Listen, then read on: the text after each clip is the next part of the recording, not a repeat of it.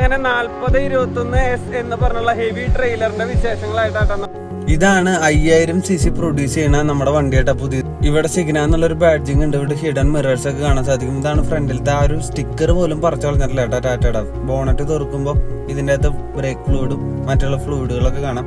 വണ്ടിയുടെ ലൈറ്റുകളെല്ലാം ഹാലോജൻ ബൾബുകൾ. 12 കാർ മുതൽ 14 കാർ വരെ കൊണ്ടുപോകാൻ കപ്പാസിറ്റി ഉള്ള വാഹനമാണ് ടാറ്റയുടെ ഫ്ലീറ്റ് എഡ്ജ് എന്ന് പറഞ്ഞുള്ള ആപ്പൊക്കെ ഉണ്ട്. ഈ വാഹനം ബാറ്ററി ഓഫ് ചെയ്തിട്ടുള്ള സ്വിച്ച് ഒക്കെ ഇവിടെ വരുന്നുണ്ട്.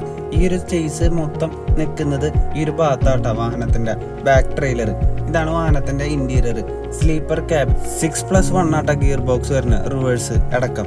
പിന്നെ നമുക്ക് വാഹനത്തിന്റെ ടാറ്റയുടെ പ്രൈമയുടെ സെയിം ആ ഒരു ക്ലസ്റ്റർ തന്നെയാണ് വരുന്നത്. ഡ്രൈവ് മോഡുകൾ വരുന്നുണ്ട്. ഹെവി, ലൈറ്റ്, മീഡിയം എന്ന് പറഞ്ഞിട്ട് 365 ലിറ്ററിന്റെ ഫ്യൂൾ ടാങ്ക് ആണ് വരുന്നത്.